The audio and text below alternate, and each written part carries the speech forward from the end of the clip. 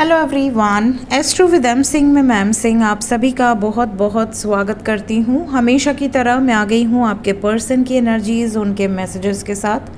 देखते हैं collective level पे आपके पर्सन की एनर्जीज़ क्या हैं और उनके मैसेजेस क्या हैं आपके लिए। तो शुरू करते हैं गाइज आज की रीडिंग लेके प्रभु का नाम। हर हर महादेव, जय हो शिव शक्ति, जय हो राधे कृष्णा, जय हो मेरे भाई।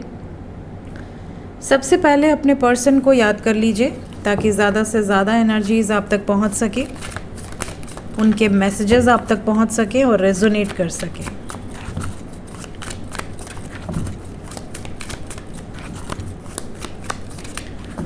प्लीज़ गाइड करें एंजल्स, किस सिचुएशन में है अभी इस वक्त, किस एनर्जी में है अभी इस वक्त आपके person. Current situation, current energy.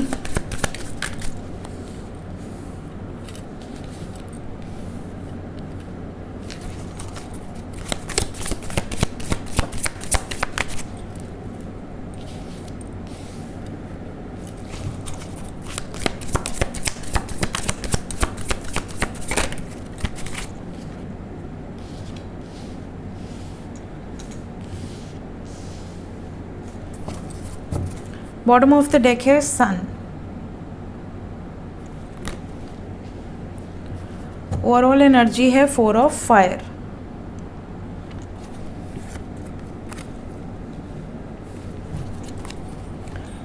Messages भी देख लेते हैं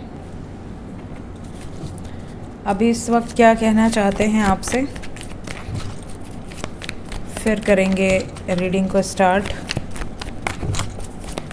5 कार्ड्स एंजल्स।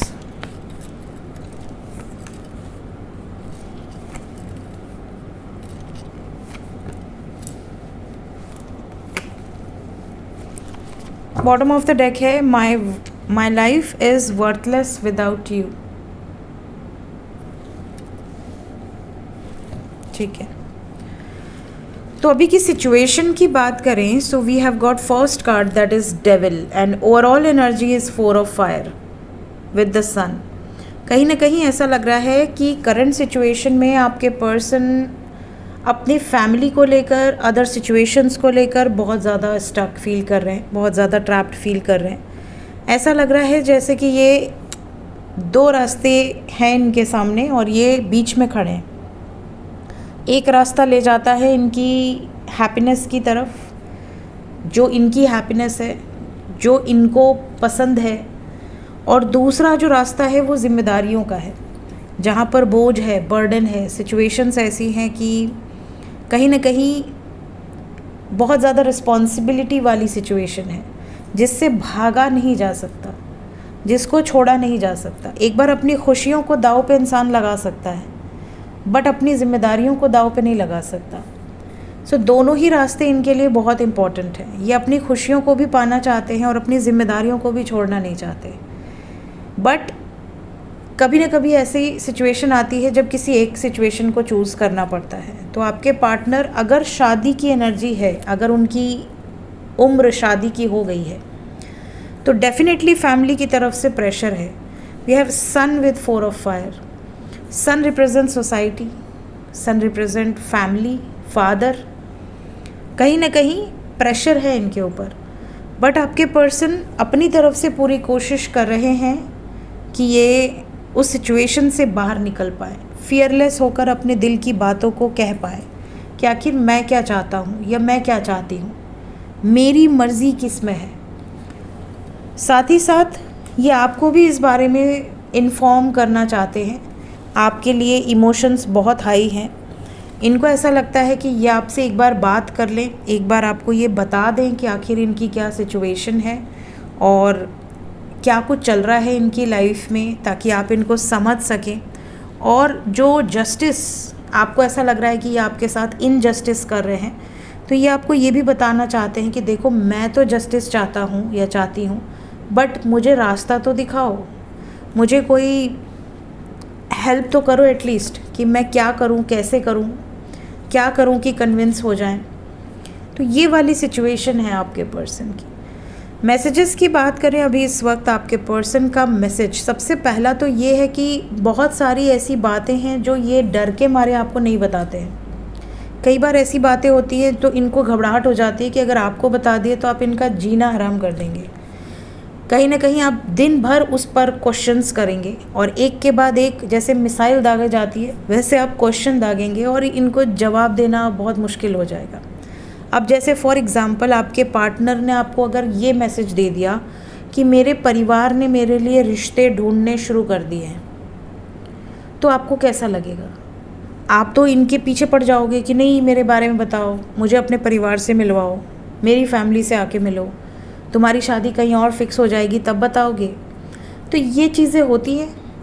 कहीं ना कहीं इनको ऐसा लग रहा है कि इन्होंने कुछ सच्चाई आपसे छुपाई थी और अब क्योंकि बहुत देर हो गई है अब इनको रिग्रेट हो रहा है कि यार मैंने बताया क्यों नहीं, और अब मैं बताऊंगा या बताऊंगी तो क्या रिएक्शन होगा।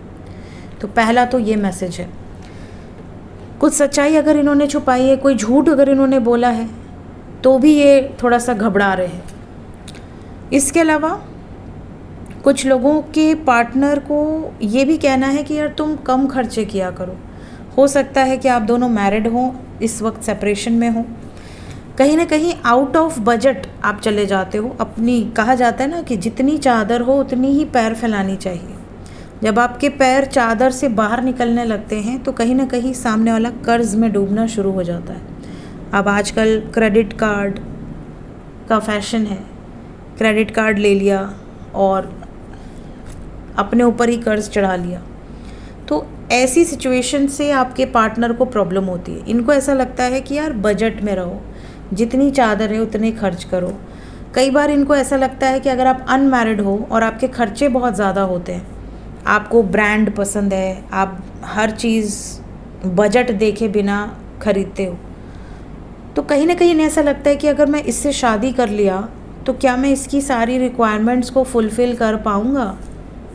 क्या मेरे बजट में है मेरी गर्लफ्रेंड? और अगर आप ऑलरेडी शादी कर लिए हो तो इसी बात पे खिटपिट होती होगी कि यार इतना खर्च क्यों।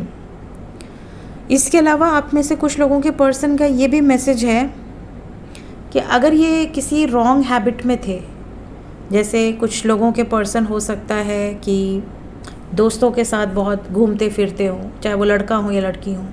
कई बार ऐसा भी हो सकता है कि मेल फ्रेंड्स बहुत ज़्यादा हों फीमेल के, या फीमेल या फिर किसी मेल के फीमेल फ्रेंड्स बहुत ज़्यादा हों। आपको उनकी ये आदत ना अच्छी लगती हो कि यार प्लीज़ ये सब अच्छा नहीं लगता। या फिर किसी की स्मोकिंग की हैबिट हो, किसी की ड्रिंकिंग की हैबिट हो, तो आप चाहते हो कि वो चेंज कर दे, और ये अगर चेंज नहीं कर रहे हैं, आपने पकड़ लिया तो वहाँ पे झगड़ा शुरू हो गया। तो कहीं ना कहीं इनकी जो भी बैड हैबिट्स है, ये आपको ये भी मैसेज देना चाहते हैं कि यार देखो, किसी भी आदत को छूटने में समय लगता है, तो गिव मी सम टाइम ना, मैं कोशिश कर रहा हूँ या कर रही हूँ। ये भी मैसेज है आप में से कुछ लोगों के लिए। कुछ लोगों के पर्सन आपको ये भी जताना चाहते हैं कि आप इनकी शक्ति हैं, आप इनकी ताकत हैं, इनकी स्ट्रेंथ है, तो आप मत हार मानो। कुछ लोगों के पर्सन का ये भी मैसेज है कि यार मुझे तुम पर रत्ती भर भी भरोसा नहीं है।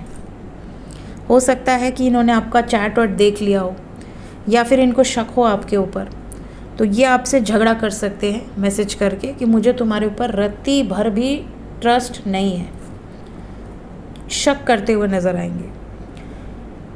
और लास्ट मैसेज यहाँ पे है आज के दिन में कि my life is worthless without you. अगर आप इनकी ज़िंदगी में नहीं हैं तो इनको ये रियलाइज़ हो चुका है सेपरेशन के दौरान कि इनकी ज़िंदगी में अगर आप नहीं तो कुछ भी नहीं। तो ये एनर्जीज़ हैं, देखते हैं कि ये एनर्जीज़ कितने टाइम पीरियड तक रहने वाली हैं। इस एनर्जी का इफ़ेक्ट कितने टाइम पीरियड तक रहेगा। We have number 5।